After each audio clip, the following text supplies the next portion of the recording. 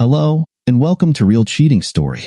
I had just discovered what my wife of 31 years, Terry, was up to every Tuesday afternoon while I was at work. This was supposedly her workout time at the local gym, which she visited twice a week. However, what I stumbled upon reminded me of old home videos of celebrities trying to revitalize their careers with some flashy moves. Taking a step back, I am a primary school teacher with predictable work commitments. Every Tuesday afternoon, I had staff meetings that lasted until 6 p.m., which meant I would always arrive home by 7 o'clock. Terry often seemed very tired on Tuesday evenings due to her workouts, so I would usually prepare dinner while she took a shower and tended to household chores. Tuesday was also her laundry day, so we would have fresh linens on the bed for that night. On this particular Tuesday, our school principal had an unexpected visit from an area inspector, which led to the cancellation of our staff meeting. After finishing some grading in my classroom, I looked at the clock and realized it was only 3:30. On a whim, I decided to go home early to prepare dinner and tidy up the house a bit before Terry returned. From the gym, Terry had been steadily growing more distant recently. I thought that a candlelit dinner and a relaxed atmosphere, free from any urgent household tasks, might spark some intimacy and help us reconnect. As a long-term type 1 diabetic, my ability to engage fully in physical intimacy had been somewhat limited, and I had come to accept this over the years as the complications of diabetes progressed. I didn't see it as a major issue because throughout our marriage, the initiative for intimacy had typically been mine. Terry held on to some guilt about physical intimacy, shaped by her upbringing in a religious environment. While she found moments of pleasure, she often seemed reluctant to fully embrace the experience or explore new things. Most of the time, after our intimate moments, she would ask, "Did you enjoy that, dear?" It was often me suggesting different ways to enhance our connection, only to be met with reluctance. I had resigned myself to this dynamic in our marriage, believing that marriage was about more than just physical intimacy. I had resigned myself to that situation in our marriage. Surely marriage was about more than just physical intimacy. We seemed to get along fairly well, aside from the occasional heated arguments, usually about financial matters.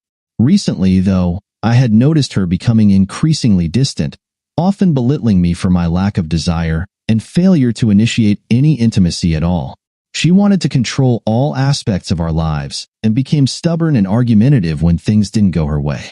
I wrote most of it off as the usual ups and downs of marriage and tried to continue as normal, hoping not to provoke any unwanted arguments, trusting that things would sort themselves out eventually. I was a patient man. Today, I arrived home as I usually do by parking in our garage, which was a long way from the house. This garage positioning was done so that when our children were young and asleep, no car noise would interrupt their rest. Their sleep time was precious, not only because it kept them healthy, but also because it allowed us some quiet time to recharge. I parked and leisurely walked up to our 2-story house. Terry's car was there, but it always was on workout days, as she mentioned that she preferred taking the bus. My mind was already focused on tidying up as I quietly entered through the back door. I'm a bit of a handyman, so every door hinge and moving part of our house was well maintained and quiet. Nothing annoyed us more than banging doors or squeaky hinges. The first thing I noticed was that Terry's handbag was still on the kitchen bench. I thought she might be upset. Terry was particular about having her purse close at hand wherever she was. This anomaly shifted my cleanup mentality, and I started to notice other things. Her gym clothes, mostly a form-fitting leotard, and a large towel were on the floor next to the kitchen bench. I found this odd, still not fully registering the implications. Then, I heard noises coming from our bedroom upstairs. I recognized the sounds my wife makes when she is feeling pleasure, and part of me first thought that she was finally using the toy I had bought for her some time ago. But that thought was quickly dismissed by the understanding of who my wife was and her established attitudes towards intimacy. We had designed our house to have a parents' retreat upstairs, while the kids' bedrooms were downstairs. Maybe Terry suddenly became unwell and was upstairs, I thought innocently. I carefully and quietly walked up the carpeted stairs, which had been designed for minimal noise, considering the sleeping kids. I was about to call out to see if she was all right and if I could get her anything when I almost tripped on some shoes on the steps. They were men's shoes, not mine, and I saw long trousers, a shirt, a tank top, and and socks strewn along the remaining stairs, interspersed with Terry's lingerie, the more elegant pieces that she usually saved for special occasions. I am not a slow learner, but I was trustingly unaware that anything like this could be happening. At this point, my logical brain was at odds with a lingering belief in the innocence, trust, and commitment of my marriage partner. I paused. My skin became clammy, and my blood pressure dropped while my heart momentarily lost its rhythm. Was I having a low sugar episode? I had to sit down on the stairs to regain my composure, or I would have fallen down the stairs in shock. No, was all I could whisper over and over. My disbelief turned to anger, an emotion I was not accustomed to. I am usually a quiet, calm, and controlled man, a quality that my years as a teacher, handling 30 different children all day, had ingrained in me. But now, that calmness failed me. Adrenaline kicked in, and for the first time in my life, I felt rage. I hadn't even been in a real confrontation before. These feelings were entirely alien to me. Still, amidst all these strange emotions flooding my system, a profound sense of curiosity compelled me to gently and quietly proceed up the stairs and into our two-way wardrobe, with one door leading into the bedroom and another into the upstairs bathroom. By making my way through the bathroom, I could then enter the large walk-in closet, which connected to our bedroom. At the bedroom door of the closet, I could see clearly into the room. The closet door was slightly ajar, just far enough for me to view the bed. I felt like I was watching a horror movie. The actions and plot were reminiscent of a dramatic film, but the identity of the main female character transformed it into a horror flick. I was on remote control, unable to look away, knowing that something disturbing was about to unfold, yet I kept watching anyway. Then I saw it. I had been hearing the noises all along, but my mind hadn't registered the sounds coming from our bedroom. After the initial discovery, it was overwhelmed with pure rage and disbelief.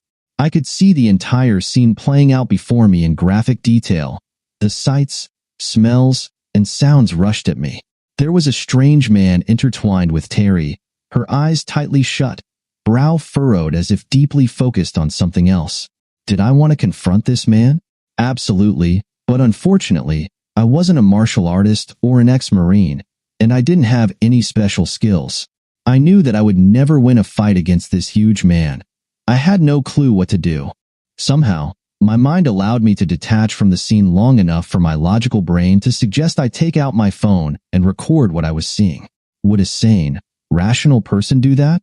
I would need this footage later to convince myself that this was real and that I wasn't caught in a nightmare.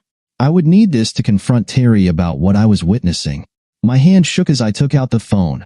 The action felt almost automatic. What I was experiencing was too surreal. Strangely, the act of recording the scene triggered a sense of calm in my overwhelmed psyche, providing the disconnect that allowed my subconscious to cope. I had watched intimate videos before, much of it with Terry when we were younger, but less so while the kids were growing up. She would always worry about what would happen if the kids found it, and rightly so. The artificiality and poor acting of most of those videos allowed me to detach from any sense of reality while watching, but they were usually engaging enough to get both Terry and me in the mood for some intimate moments. Although she would never admit it, she enjoyed what she saw. Our love for each other provided the foundation that transformed physical encounters into something deeper. However, this situation was strangely different.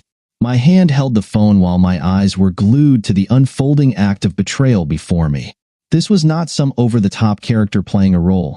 This was my wife, my partner, the one I trusted without question, the mother of our grown children, the vibrant 52-year-old woman who worked out, volunteered, and claimed to love me above all else.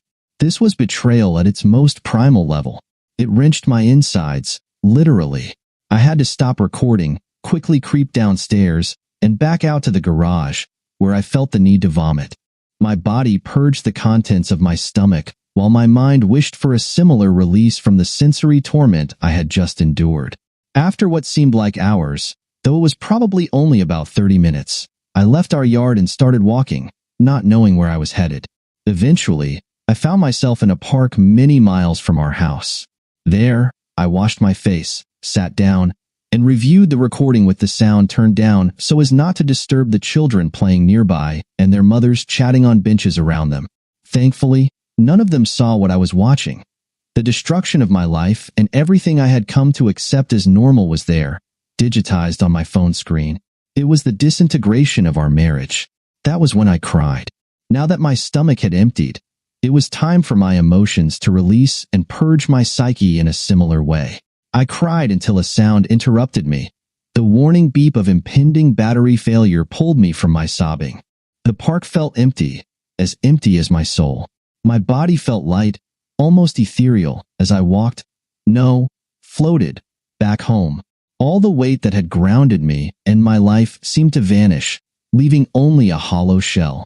I felt like a balloon drifting along with the wind, held only by a string to keep from disappearing into the sky. It was about 7 p.m., my usual return time from staff meetings. I was at my back door when Terry saw me. She immediately realized something was wrong. My disheveled shirt, red eyes, and pale skin were dead giveaways. "Honey, what's wrong? You look really pale. Is everything all right?" she asked, touching my shoulder in a compassionate, motherly gesture, leading me to the nearby kitchen chairs. "I'll get you a drink. You smell like you just threw up. Are you okay?" Her eyes conveyed genuine concern. I couldn't tell her what really upset me. Not yet. I answered in a shaky voice. "Not really. Something upset my stomach. Maybe lunch. Sorry, but I was sick near the garage. I'll clean it up later. Hopefully, it isn't contagious. Lots of kids at school are away right now with a similar issue." I mumbled something else, which I can't recall, but the gist was that I was going to take a shower and go to bed. Terry replied, "Okay, hon, but take a container with you to bed.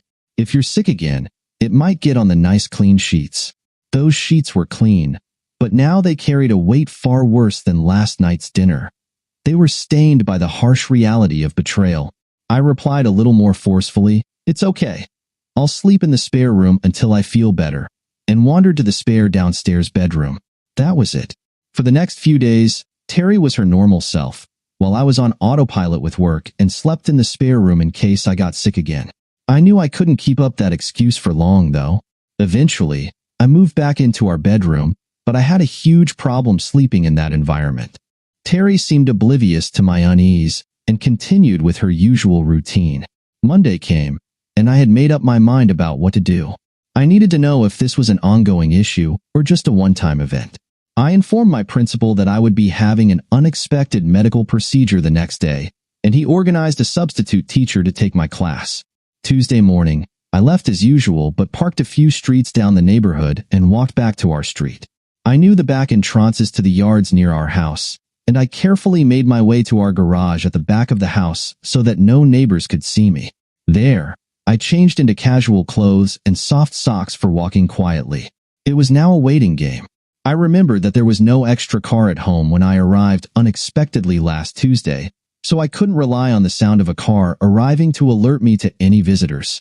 I needed to be stealthy. I crept carefully around our gardens until I found a spot that allowed me to see our front door while being concealed by the hedges and bushes we had planted for privacy from the road. I waited. Terry could be heard going about her chores, totally oblivious to my presence. Her confidence in the normal routine was clear. Washing dishes, running the dishwasher, vacuuming, and dusting. This continued until about 11:30, when Terry went upstairs. I could just hear the shower running, followed by a period of silence, and then the sound of the toilet flushing. She came back down about 45 minutes later, dirty sheets in hand, which she deposited into the washing machine. She was wearing her gym clothes and looked freshly showered. Even now, I could only stare at her slim, athletic figure. I appreciated how her regular gym sessions kept her looking her best, and she looked great. I have to admit, she then opened the front door and left it ajar so that if someone arrived, they wouldn't hesitate but could come straight in. I suppose this didn't look good. My hope that what I saw was a momentary lapse seemed forlorn. I didn't have long to wait. Around 12:30, he arrived. I didn't know who he was, but he walked in from the left side of our front gate. My phone captured about 10 seconds of video, recording side profiles and an almost straight-on view of his face. He didn't hesitate. He was straight in and through the door. The next words I heard made my blood run cold. "Hey, lover. I hope you're ready for a big workout again." Of course, came the reply from Terry, in my workout clothes, as usual. You always love it when I wear these. I sometimes wonder if it was these that attracted you to me in the first place, she said playfully. Baby, you never cease to make me excited for you. Then their conversation became more primal, unfolding right in front of my eyes. It was as if I was witnessing a scene narrated by a commentator in my head, making it feel surreal. Now I understood why I had seen what I did last week. I definitely didn't need to see any more to confirm my suspicion that this was indeed an ongoing affair, not just a one-time event. It seemed they had a well-rehearsed routine for their encounters. I had seen enough. I couldn't remain in my spot without risking being detected by entering the house. They had only just moved into the bedroom, our bedroom, and would likely be more aware this time if I attempted to enter the house. I retraced my steps to the garage and took stock of my emotions. My heart was racing. I needed to calm down but also find out more. Who was this person? Why was this happening? I already knew how. The challenge was how to tell Terry that I knew about her affair. That revelation would probably hurt me more than her. She had already had ample time to rationalize and compartmentalize her actions. I had just been blindsided. I realized I would never love my wife, Terry, in the same way again. The betrayal cut too deep. Some people say these situations can be overcome with the right counseling and commitment from both parties. But Terry's level of commitment was obviously low. I knew I would never be able to enjoy a close relationship with her again. I hadn't seen any forms of protection around, and even if I had, our intimacy had been infrequent lately. If she was happily engaging with others, there was no telling what she might have picked up along the way. The why bothered me the most. Why was she doing this? I understood we didn't have a very active intimate life, but her whole life with me had been governed by a sense of guilt regarding those aspects. Our understanding was that intimacy was for procreation, not for enjoyment. To feel overly passionate while engaging with someone was almost frowned upon. I had always tried to introduce some excitement and adventure into our relationship while I was physically able. I had known that one day my diabetes would have an impact on my physical capabilities, so I had tried to incorporate new ideas to keep things fresh. However, every suggestion I made was met with reluctance, and sometimes even disapproval. It had taken 10 years of marriage for her to even consider some of my ideas. I am not someone who insists on activities that my partner finds uncomfortable or distressing. I always acquiesced to what she was comfortable with, even if I wished for more creativity in our relationship. I am just built that way, whether that is seen as unmanly or not. I could not bring myself to push the issue, as it certainly didn't help my enthusiasm to have a reluctant partner. I knew that some individuals thrive on being in control, as many resources indicate, but that is their preference, not mine. So why now, all of a sudden, did Terry want to explore what she had previously resisted for so many years? Why didn't she discuss these newfound desires with me first? I realized that this betrayal was a manifestation of a deeper lack of trust and a willingness to share intimacy. My marriage was falling apart. Terry had undermined our partnership down to its very foundations. I did feel some blame for her actions. Perhaps I could have done more to enhance our relationship. Maybe I should have been more proactive about discussing her desires, particularly regarding intimacy, instead of allowing the status quo to become entrenched. Perhaps she felt she couldn't discuss these matters with me. I needed to reflect on these questions more deeply. Where had all of this started, and when? I knew Terry had been attending her gym sessions for at least 2 years. It had been a New Year's resolution long ago, one that I had wholeheartedly supported wholeheartedly. As a diabetic, I absolutely understood the need to maintain a healthy, balanced lifestyle, which included a regular physical workout. I knew that Terry went to the gym 2 bus stops from our house, a place frequented by many married women in our neighborhood. I thought it was a great idea, as it helped Terry connect with other women and build a sense of community. These women became very close to her. They even convinced her to help with various charity drives in the neighborhood. Maybe the gym would be a place where I could start my investigation. As a teacher, I had access to computers, printers, etc. I printed out profile pictures from my phone footage and decided to begin by finding out who this person was first. Maybe that would lead me to discover where and when this situation started. I didn't have to wait long for my opportunity. The next Thursday, Terry had her regular gym session, and I suggested that I come along too so I could see if I should also join. It was midterm, so I had the week off from school. Terry was not very receptive to this suggestion, making excuses like, "It's just a bunch of married ladies, and we mostly talk all session," which felt like a weak excuse. "Who's going to be home while I'm at the gym?" I pressed her, and eventually managed to tag along that Thursday. As I walked into the gym, it felt like all eyes were on me, and I noted some sideways glances and murmurs among the ladies. Terry dismissed this by saying they weren't used to seeing her accompanied during her regular gym sessions. The session progressed with the usual warm-ups and stretching, followed by an hour and a half of exercise station switching so that each muscle group was developed appropriately. I kept up as long as I could but had to stop and take a breather about 45 minutes in, as my blood sugar started to drop. I knew I needed to eat something sugary fairly quickly. After taking some jelly beans and sitting in a side chair, I started to pay more attention to Terry and noticed she seemed very nervous. She kept glancing toward the staff area where the instructors entered the main hall. I began to take more notice of the gym around me. It looked much like any gym, with exercise stations positioned throughout, complete with wall mirrors for participants to self-monitor their stance and form. I wandered around and noticed a wall displaying staff information near the exit of the hall. I went there more as a distraction and to pass the time while waiting for Terry. I glanced at the top photo of a woman of indeterminate age, fit and athletic. I thought it looked impressive as I read her description. Miss Elizabeth, the director and owner. This was followed by her cell phone contact number and hours of availability. Under her photo were 3 others, 2 women and 1 man. It was then that I froze. I recognized that man immediately, especially from the beach where I had seen him before. He was Terry's acquaintance.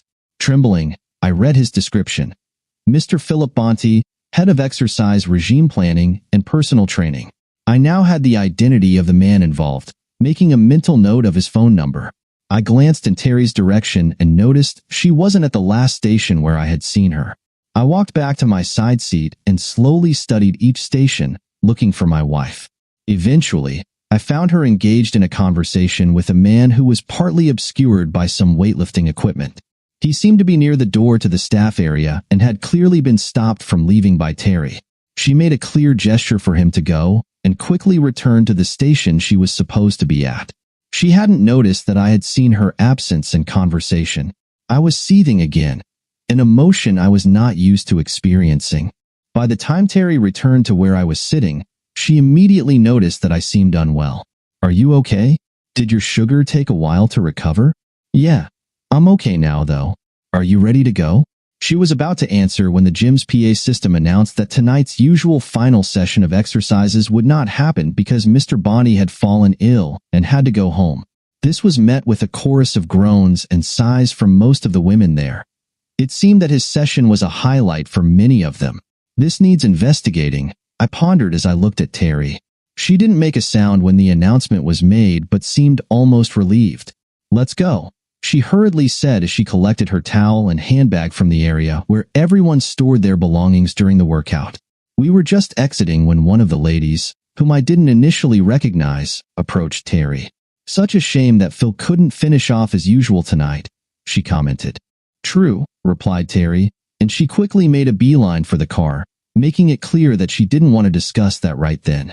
"Okay, see you," Terry said dismissively, and she got into the car faster than I had ever seen her do. The ride home was quiet. Terry relaxed, or at least seemed to, with her head back and eyes closed, forcing herself to breathe slowly. I noticed these things and thought maybe I could find out more from her now that she was clearly relieved about something. "That was an interesting session, dear," I commented.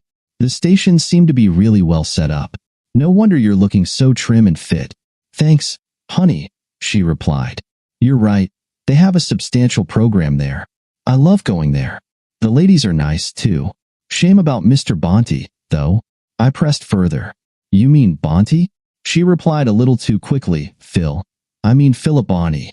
He usually finishes every session with a routine that really puts everyone through their paces and leaves them feeling like they've really pushed their bodies to the limit.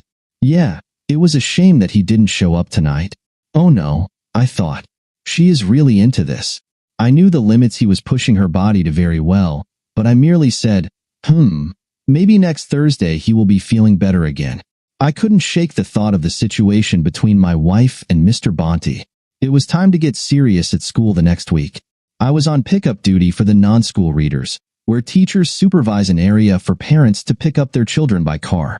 It's usually a hectic time, with kids frantic to go home, chat with their friends, and look for their parents. It's also a rush for parents who try to remain patient while stuck in a line, hoping their child is ready when they reach the front. Imagine my surprise when, toward the end of pickup time, a car rolled up and the driver was the lady who had tried to speak to Terry at the gym. "Hi," she said. "Sorry, but I'm new to this whole pickup thing and lost track of time. Is my son Timothy here?" As teachers, we get that all the time, especially with new parents, so I promised I would go look for him while my colleagues supervised the remaining kids. I found Timothy waiting near his classroom, talking with another staff member's child. "Hi, Tim," I said. "Your mom is here to pick you up. You'd better come with me." He looked slightly confused. He was in his last year of primary school and didn't seem the type to be scatterbrained about pickups. "That's strange," he quipped. "Mom is usually busy with her gym instructor on Friday afternoons. She's often late picking me up at my last school. Sometimes she didn't come until about 5:30. The mention of a gym instructor raised my suspicions. I pressed further, trying to stay calm and conversational. "Oh, good to see that Mom is looking after herself. Exercise is an important part of a healthy lifestyle. Who is the instructor, by the way?" I hoped the answer wouldn't be what I feared. "Oh, his name is Bonnie or something like that," Timothy answered.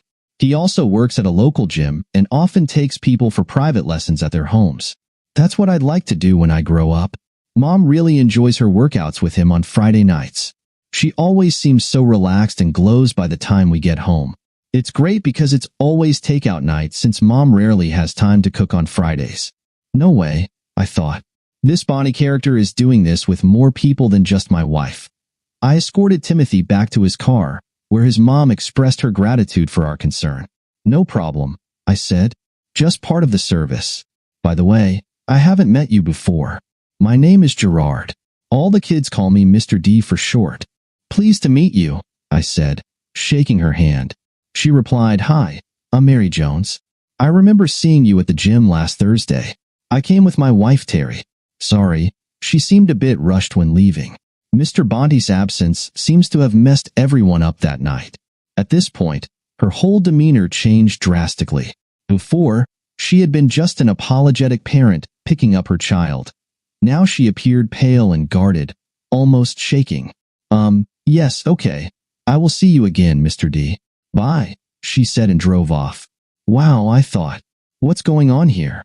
Our friend Phil is involved with someone else as well. I do admire his stamina, but that doesn't change the fact that he is behaving in a way that I find unacceptable. I'm not one to judge others solely based on their relationships. What happens between consenting adults is their business. However, when one of those adults is married, there is a line that shouldn't be crossed.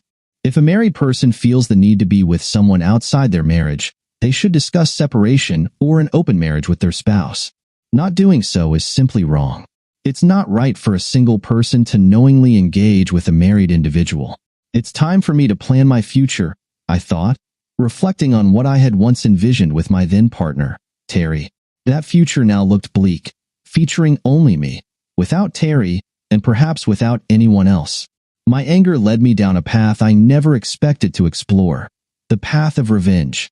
I began to take stock of all the little details that often get overlooked in the daily life of a couple. Who pays the bills, which insurance company we're with, when we pay our utility bills, which account covers which expenses, and so on. My database of this information started to grow. I discovered that we had only a small amount left to pay off our mortgage, and my retirement account had amassed a substantial sum of $900,000, thanks to our teachers' union advocating for compulsory contributions as part of our employment conditions. After researching the topic online without Terry's knowledge, I realized that all our assets would have to be divided evenly. Our children were no longer dependent on us, and we had saved quite a bit in a cash account, about $30,000, for a planned overseas trip. That trip was now off the table. I decided my first move would be to deplete that account as quickly as possible before Terry caught on to my discovery of her betrayal. I discreetly sabotaged several appliances in our house so that they would suddenly stop working, disconnecting wires and the like. While she was out, I would later tell her that a repairman had come to fix the appliance and that he charged a certain amount, which I paid in cash for a discount. I would then pocket that cash and later fix the appliance myself. Through this method, I managed to stash away about $20,000. I also purchased tools with cash, showed them to Terry, and returned them the next day for a refund. I know this was sneaky and deceitful, but the values of honesty and trust had already eroded in our relationship due to Terry's actions. This entire scenario was transforming me into someone I never thought I would become, a liar. Terry's Thursday afternoon workouts with Phil continued. I no longer made an effort to maintain a romantic relationship with her. We merely cohabitated like two roommates. My personal items slowly began disappearing into boxes in the garage. Terry rarely ventured into the garage, so she didn't notice the rearrangement. Her car was usually parked in front of it, and she was content to leave the garage as my space. Once, she questioned why some of my things were no longer on the shelves. I brushed it off, saying I had broken them by mistake or that I didn't want them anymore. She seemed satisfied with these explanations, especially since most of my belongings didn't align with her preferred decor style. This realization made me aware of how much I had allowed Terry to dictate our shared living space. I withdrew all the retirement funds I could and purchased a small house on the outskirts of town. It had 2 bedrooms and a modest yard, but it came with a garage and was close enough to my school. The mortgage balance was such that I could easily manage the payments even on half my salary. This wasn't a grand home. It was astonishing what a good deal one could find if only people weren't so intent on living in popular, flashy neighborhoods. My separation was underway. Gradually, I moved my personal items into the new house. Furniture wasn't an issue. I could easily find secondhand or gently used items at charity shops. That's how my life felt. Once loved but now forgotten and reliant on others for value. It was time for the involved parties to face the consequences of their actions. I edited the footage I had of Terry and Phil, removing the sound because what they were saying was too painful to hear. At one point, I heard Phil refer to me in a dismissive way, and Terry didn't disagree, though she did flinch slightly, aware that what she was doing was wrong. Her guilt often manifested in subtle ways. After each Thursday session with Phil, she attempted to initiate some form of intimacy with me, but I couldn't comply. My heart felt completely disconnected, and I don't think she remembered how to initiate intimacy anymore, so she soon gave up on trying. Affection was usually instigated by me, and hardly ever came from her. In her mind, it was clearly acceptable for her to respond to a husband's advances, but not okay to admit her own desires or communicate them to her partner. Sure, some of the blame lay with me as well, but I didn't seek comfort elsewhere. The complete change I had observed in Terry often left me speechless. I would frequently find myself shaking my head in disbelief, staring into space. I could have explored a more liberated path of connection and exploration with her instead of being left outside due to her betrayal and deception. It was around this time that I had contact with Mary Jones again, and this time she initiated it. I vividly remember it was during school pickup.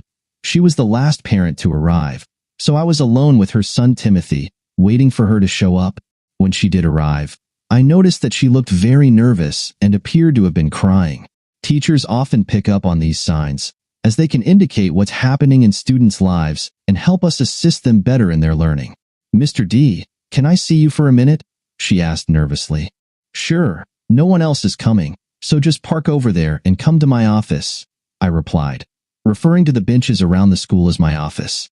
She parked, Timothy played with his soccer ball, and we sat together on a bench near the pickup area. "I don't know how to start what I want to tell you," she began. "I know that my wife Terry loves going to that gym and that it has really helped her stay fit and active," I cautiously replied. "There are things you need to know about what goes on there," she continued. I could tell she was getting emotional and was struggling to find the right words. "Does it have something to do with Philip Bont?" I asked, trying to get her to the point quickly. "You have no idea how much it has to do with him," she stated vehemently. "I think I may know, but tell me what you wanted to share," I encouraged. "Well," she continued more confidently, "he is a player. His only reason for being there is to pursue as many of the regular women there as possible. How do you know this? I inquired. Because I was one of them, she blurted out tearfully. The only reason I am telling you this is because I have come to realize who and, more importantly, what he is. Up until a week ago, we had a regular relationship. He would come to my place each Friday at about 12:30, and we would be together intensely. Don't get me wrong, he was very skilled. He knew exactly how to please me. At this point, she gazed wistfully at the sky as if reliving those past moments. I stared off into the distance, but for a different reason. I was recalling my own memories, though not with the same fondness. Sorry, she continued. I really enjoyed what we had while it lasted. It was only when he had someone else scheduled during that time that he abruptly ended things with me. No explanation, just sorry, no more. I genuinely thought we could have a future together. I'm divorced and have missed the companionship and affection of a relationship, and I was really looking forward to experiencing that again. But this time with him. How wrong I was. I was flabbergasted. How did this woman feel it was acceptable to share all of this with me? She must be incredibly frustrated. Marriage relationships aren't always what we think, I replied a little too quickly. She looked into my face and saw the hurt and anguish there. You already know, don't you? She asked slowly, shaking her head in disbelief. You already know that he's been involved with Terry, your wife. Yes, I knew, Mary. Thank you for sharing this, I said, struggling to keep my tone neutral. I was already devising a plan regarding the whole situation. I really believe in karma, and I thought it might manifest soon. That man had to face the consequences. He doesn't care about who or how he hurts people, only about satisfying his own ego, Mary almost yelled. If you want me to help you get back at him, let me know. That guy has to pay and pay dearly, she repeated. She called her son over and left. I sat there for quite a while, almost relieved that Mary had shared that with me. For a moment, my plan for revenge seemed like sour grapes on my part for not being able to maintain my marriage. This situation needed more thought. I wondered how many more women he was involved with from the gym. It was time to gather some facts. I couldn't help but admire the man's stamina, but I supposed even the worst people never tire. I learned that he worked at the gym every day except Monday, when it was closed. I remembered the phone number listed on the wall at the gym and used the telecom white pages to trace the number to an address not more than 3 blocks from our own. No wonder he could walk to our place to be with my soon-to-be ex-wife. I informed Terry that I would be going for a walk each day around 5 p.m. I told her it was my diabetes specialist recommendation. Luckily, Terry didn't want to join me, and she knew that my walk wouldn't interfere with her plans, so everything went smoothly. On the first evening, I made straight for Bont's address and saw that he lived in a ground-floor apartment in a block of several similar apartments. His car wasn't there, so I waited nearby to see when he would arrive. He always left our house well before 6, so I guessed he would typically return around that time. Right on cue, he walked into his apartment just before 6. This happened every day that I could walk, except for my staff meeting days when I couldn't go. I figured he did this each day that the gym was open. Did he have a new person to meet with every day? I was again amazed at his endurance. This man seemed to be exceptionally adept at pursuing his interests. I decided to find out if he was indeed involved with other women. My walks became earlier and earlier to track when and where he was going each day. I resolved to take an entire week off school for this purpose. Thankfully, as a diabetic for several years, it was easy to get a medical certificate from my doctor. I visited an electronics store and bought what I needed, a long-range listening device, one of those discreet ones, not a bulky satellite dish. I also acquired voice and motion-activated cameras, full-color HD ones. I bought 5 of those, plus an extra portable hard drive for my computer to store all the digital evidence. After purchasing the desired items, I installed one of the cameras in Bont's apartment. Luckily, it wasn't very large, more like a one-bedroom with a spacious living and kitchen dining area. One camera was enough to cover everything except his bedroom. Getting it in was easy. I simply waited until he went to the gym and took his apartment keys from where he left them under the doormat. The idiot couldn't be more creative than that. After checking to ensure the camera worked, I left. Now, whenever he moved or made a noise in his apartment, the camera with the microphone would activate and send all the video and audio live to stream on my computer, where it would also be stored with date stamps.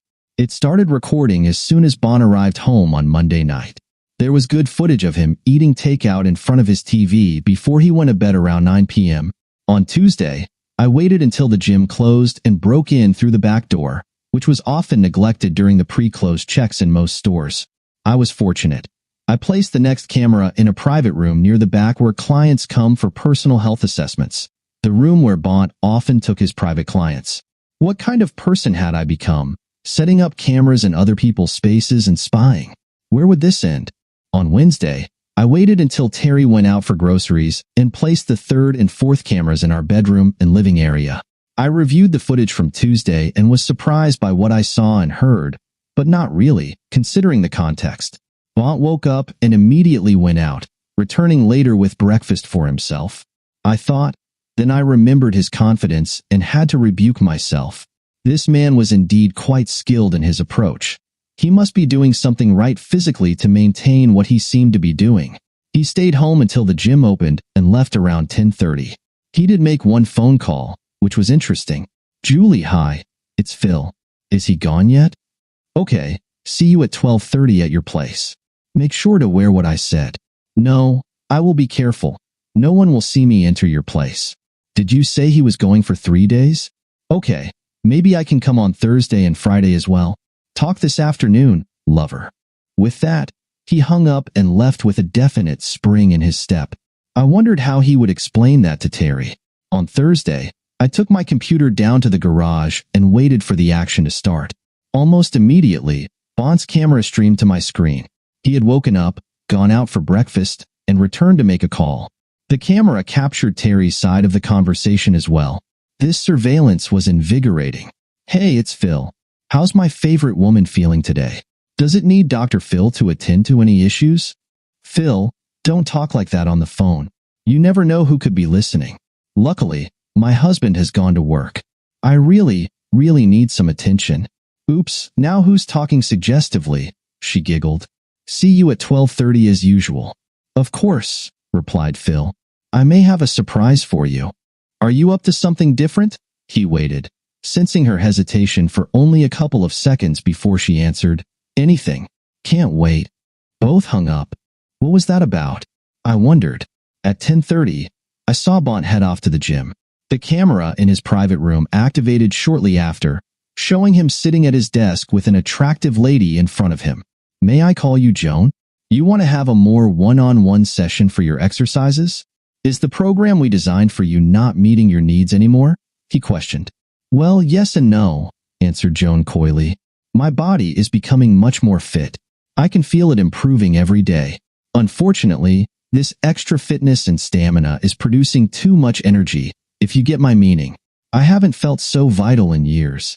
I know what you mean, Bont replied, and even through the audio of the hidden camera, I could almost hear the eagerness in his voice. Let me see what I can do. He continued, please stand here.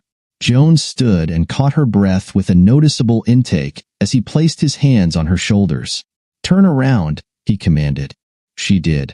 Her eyes filled with anticipation of what he might do next. He checked her out approvingly. Good progress, he said.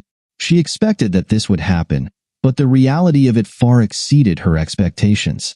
The other women in the gym had hinted that he was very accommodating and would eagerly satisfy their need for extra guidance. Abruptly, he stopped and went back to sit directly opposite her.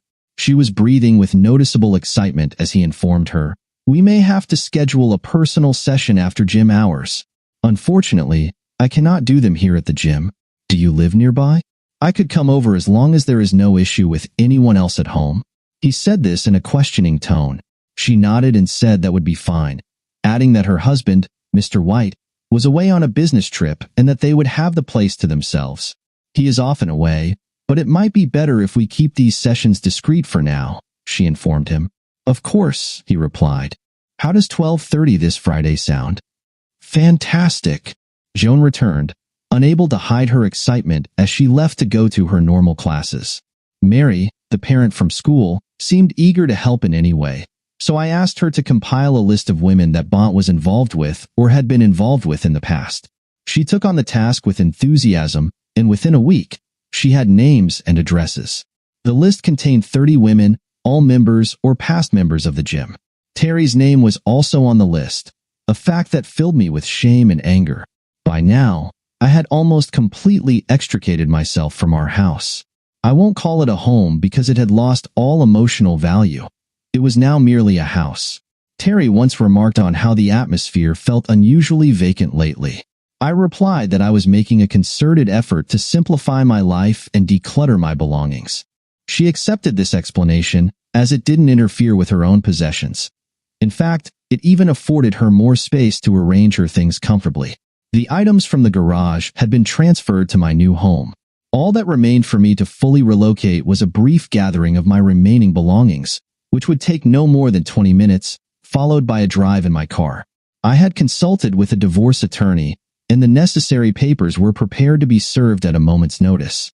Financially, everything was in order. Our holiday fund had been entirely redirected into my personal account. I meticulously kept all the receipts for the false purchases in a folder, ready to present if required. I had updated the beneficiaries on my superannuation fund to ensure our children would be taken care of, and I withdrew any available amounts.